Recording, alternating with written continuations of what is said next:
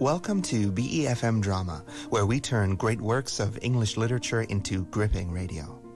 I'm your host, Joshua Cornwell, and today we're bringing you part 3 in our 5-part adaptation of The Final Problem, one of Sir Arthur Conan Doyle's most famous Sherlock Holmes stories.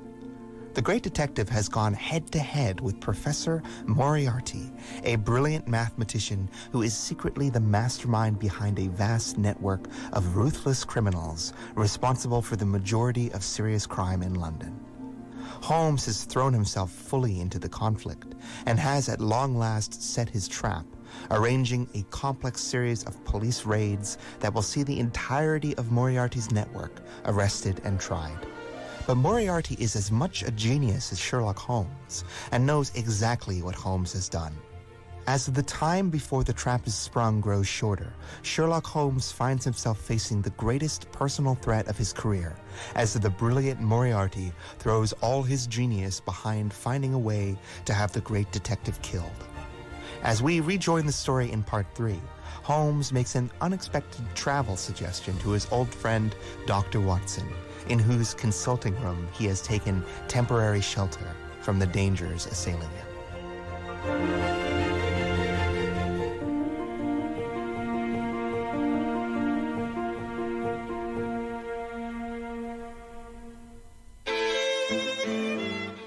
I had often admired my friend's courage, but never more so than now, as he sat quietly checking off a series of incidents which must have combined to make up a day of horror.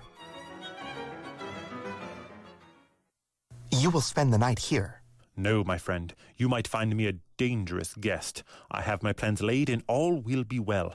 Matters have gone so far now that they can move without my help as far as the arrest goes, though my presence is necessary for the conviction. It is obvious, therefore, that I cannot do better than to get away for the few days which remain before the police are at liberty to act. It would be a great pleasure to me, therefore, if you could come onto the continent with me. The practice is quiet, and I have an accommodating neighbor. I should be glad to come. And to start tomorrow morning? If necessary. Oh, yes, it is most necessary. Then these are your instructions, and I beg, my dear Watson, that you will obey them to the letter, for you are now playing a double-handed game with me against the cleverest rogue in the most powerful syndicate of criminals in Europe. Now listen, you will dispatch whatever luggage you intend to take by trusty messenger, unaddressed, to Victoria tonight. In the morning you will send for a hansom, desiring your man to take neither the first nor the second which may present itself. Into this hansom you will jump, and you will drive to the Strand end of the Lowther Arcade, handing the address to the cabman upon a slip of paper with the request that he not throw it away. Have your fare ready, and the instant that your cab stops, dash to the arcade, timing yourself to reach the other side at 9:15. You will find a small brougham waiting close to the curb, driven by a fellow with a heavy black cloak, tipped at the collar with red. Into this you will step, and you will reach Victoria in time for the Continental Express. Where shall I meet you? At the station. The second first-class carriage from the front will be reserved for us. The carriage is our rendezvous, then? Yes. It was in vain that I asked Holmes to remain for the evening. It was evident to me that he thought he might bring trouble to the roof he was under, and that was the motive which impelled him to go. With a few hurried words as to our plans for the morrow, he rose and came out with me into the garden, clambering over the wall which leads into Mortimer Street, and immediately whistling for a hansom, in which I heard him drive away. In the morning, I obeyed Holmes's injunctions to the letter. A hansom was procured with such precautions that would prevent its being one which was placed ready for us, and I drove immediately after breakfast to the Lowther Arcade, through which I hurried at the top of my speed. A brougham was waiting for me with a massive driver wrapped in a dark cloak, who, the instant that I had stepped in, whipped up the horse and rattled off to Victoria Station. On my alighting there, he turned the carriage and dashed away again without so much as a look in my direction. So far, all had gone admirably. My luggage was waiting for me, and I had no difficulty in finding the carriage which Holmes had indicated. My only source of anxiety now was the non-appearance of Holmes. The station clock marked only 7 minutes until our departure. In vain, I searched among the groups of travelers and leave-takers for the lithe figure of my friend. There was no sign of him. I spent a few minutes in assisting a venerable Italian priest who was endeavoring to make a porter understand, in his broken English, that his luggage was to be booked through to Paris. Then, having taken another look around, I returned to my carriage, where I found the porter, in spite of the ticket, had given me this decrepit Italian friend as a traveling companion.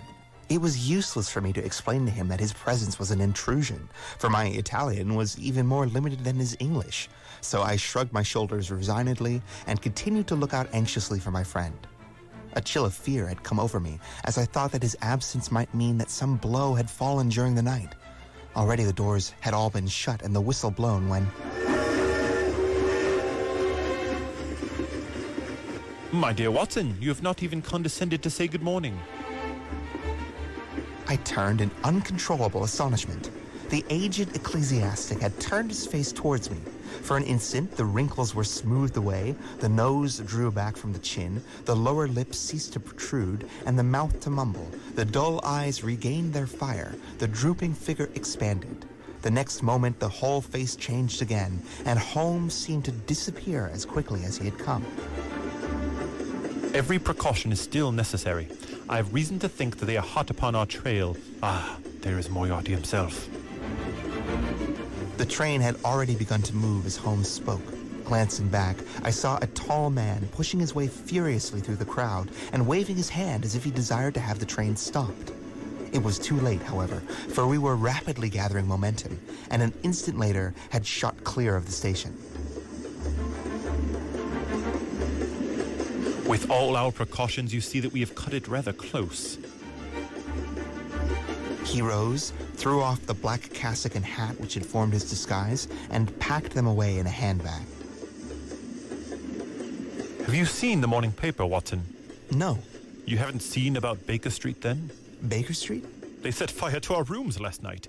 No great harm was done. Good heavens, Holmes. This is intolerable. They must have lost track completely after their bludgeon man was arrested. Otherwise, they could not have imagined that I had returned to my rooms. They have evidently taken the precaution of watching you, however, and that is what has brought Moriarty to Victoria. You could not have made any slip in coming? I did exactly what you advised. Did you find your carriage? Yes, it was waiting. Did you recognize your coachman? No. It was my brother, Mycroft.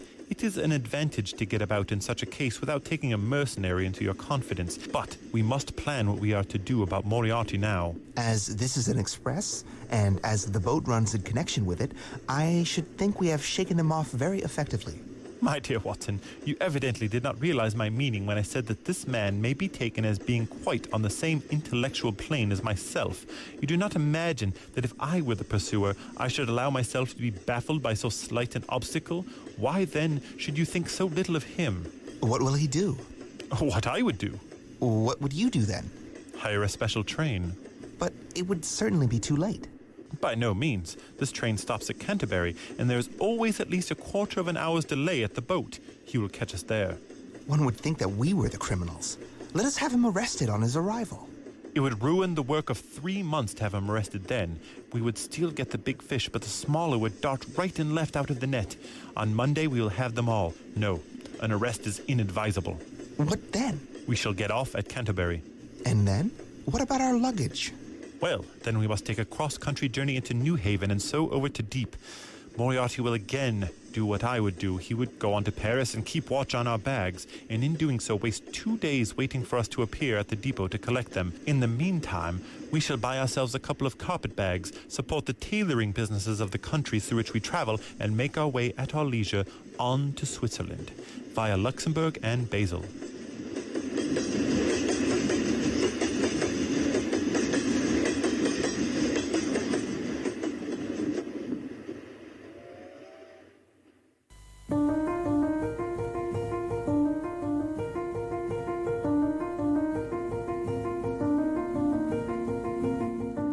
With that, we've come to the end of part 3 in our adaptation of The Final Problem.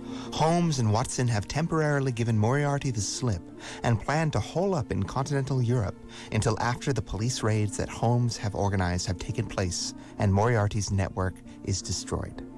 But will the work that Holmes has done be enough to ensure the arrest of Moriarty, an adversary every bit as clever and far more dangerous than Holmes himself? Join us again in part 4 of the program as this epic confrontation between two of popular fiction's most famous heroes and villains nears its conclusion here on BeFM Drama.